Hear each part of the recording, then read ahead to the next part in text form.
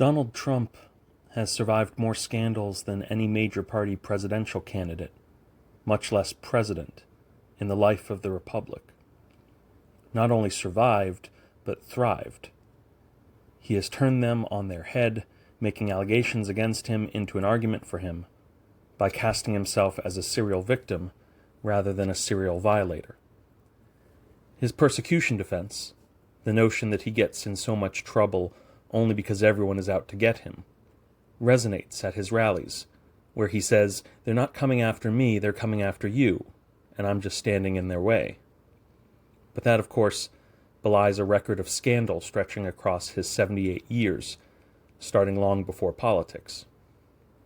Whether in his personal life or his public life, Donald Trump has been accused of so many acts of wrongdoing, investigated by so many prosecutors and agencies, sued by so many plaintiffs and claimants, that it requires a scorecard just to remember them all. The New York Times, October 20th, 2024. Often enough, the most powerful and influential people alive are also the most prodigious myth-makers, and vice versa. It's not merely that the powerful and influential tend to have a large audience with which to share their fantastical tales of self-improvement and heroic ambition. It's that the men and women whose temperament and psychology most primes them to invent realities that don't exist can be successful at bringing tens or even hundreds of millions along in their ideations if that temperament and psychology is coupled with an idiosyncratic charisma and an utter lack of scruples. For instance, we have learned of late that little we were told about the biography of Elon Musk is true, and we have learned, still more recently, that that course of mass deception is now intimately relevant to American politics. Because if Donald Trump wins the 2024 U.S. presidential election, he will deed to Musk a meta-cabinet position, a governmental role in which Musk will be empowered to determine which federal departments continue to exist, and therefore which cabinet members continue to have a job. We can think of it as a co-presidency in which one of the co-presidents is actually constitutionally ineligible to serve in the role.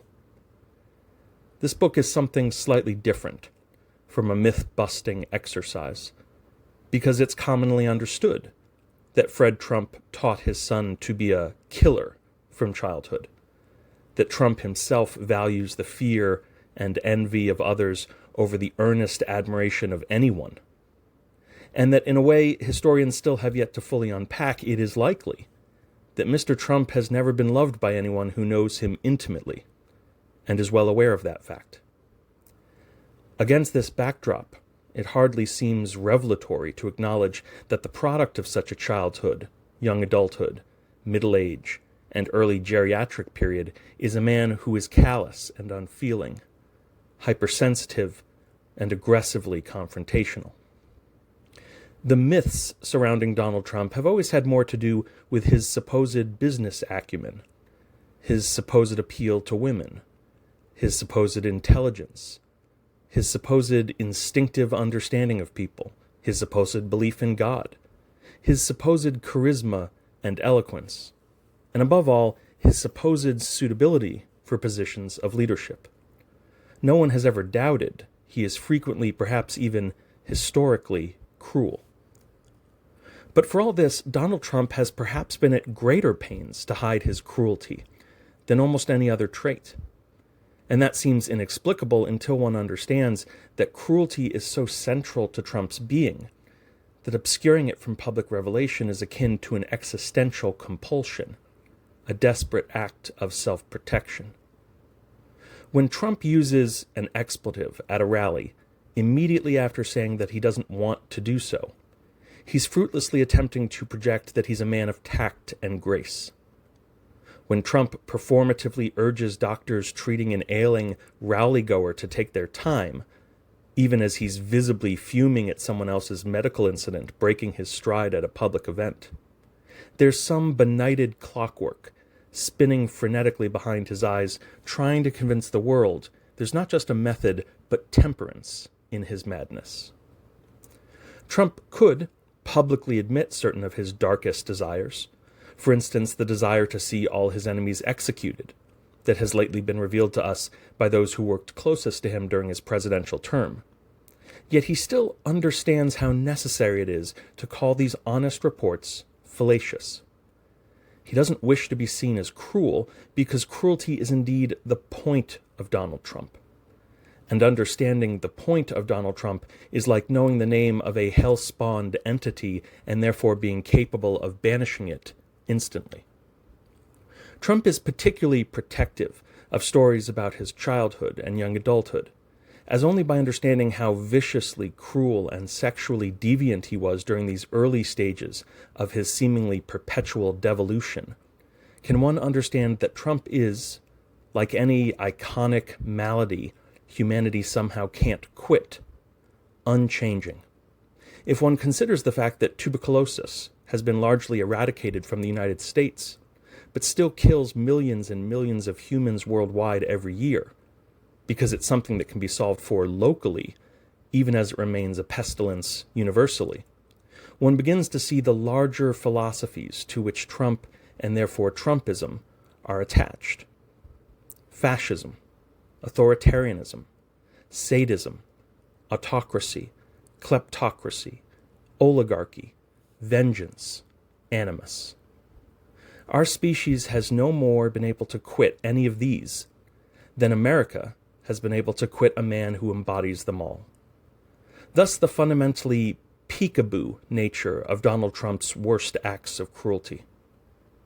If the myth of Elon Musk is meant to hide the man's penchant for white supremacist ideologies and his tendency to take credit for the genius of others, to obscure at once his ruthlessness, his uncaring, and his all-consuming narcissism, the myth of Donald Trump aims to obscure the man's smallness, meanness, venality, thickness, and low cunning. As a Trump biographer, I can report, a little sadly, because it does no credit to the United States for this to be the case, that Trump is at once a perfect encapsulation of certain components of the American dream, and also someone with virtually no discernible talents, acumen, wisdom, know-how, integrity, base of general knowledge, grace, or understanding of America and its traditions. He has so little capacity to even pretend at any of these traits that he has dedicated himself to bending reality, one might say debasing it, so it puts his absence of any admirable qualities in far lower relief than would otherwise be the case. It remains inexplicable that major media has had so little interest in itemizing for U.S. voters what a reprehensible little hellion Trump was for the first 2 decades of his life, what a creepy and contemptible predator he was for the next 5 decades, and what a desperate, sadly grasping con man he has been throughout and ever since. Let alone the fact that what ties all 3 periods of Trump's life together is the simple fact that he's demonstrably been an inveterate criminal for all 3 of them. He was a criminal as a young man, in ways that would have led anyone with fewer resources directly through the entryway of a prison. He was a criminal in his middle years, in ways that would have led anyone with less celebrity and fewer lawyers first into the National Sex Offender Registry and then through the entryway of a prison. And he has been a criminal as an old man in ways that are at once staggering and globe-spanning and utterly ruinous to the health and well-being of hundreds of millions of people, maybe billions. But it's the crime and the cruelty that ties it all together, and therefore the crime and the cruelty that Donald Trump consistently seeks, even if sometimes in half-hearted feints, to obscure from all observers. The purpose of this book has been to observe and to detail and to recount, not just for the sake of every American voter being asked to consider Donald Trump as a possible president of the United States here in 2024, but for the hundreds and possibly thousands of victims of Trump's violence, who have so far been largely ignored by major media and law enforcement and judges and people who deem themselves religious and political analysts and Republican Party bosses and federal regulators and now American voters for what feels like too many years to count. I often say, in my capacity as an American who's also a Trump biographer, that my country has never been more generous and accepting of any human being in its 250-year history than Donald Trump, and that no human being has been less grateful for that largesse than Donald Trump. In place of the narratives we should have been hearing and acting upon as told by the victims of his ultraviolence and sexual predation, we have spent almost a decade now listening to the perpetrator himself whine incessantly at countless rallies, pressers, and interviews about how unfair the world has been to him. So, given all the foregoing, how does the United States find itself in a position in which Donald Trump has roughly even odds of becoming America's next president? Well, take a look at the image below from a 2016 Washington Post article about the then 2016 Republican Party presidential candidate having a history of violence. The headline reads, "Confident, incorrigible, bully. Little Donnie was a lot like candidate Trump." See what section this was published in? The style section. That's right. Being an abusive sociopath was framed as a lifestyle choice by one of America's two papers of record, on the eve of the man in question gaining access to the nation's nuclear trigger. Worse than that, the Post chose to frame the decades of violence Trump had engaged in as evidence of quote-unquote confidence and, oh, the scamp, incorrigibility.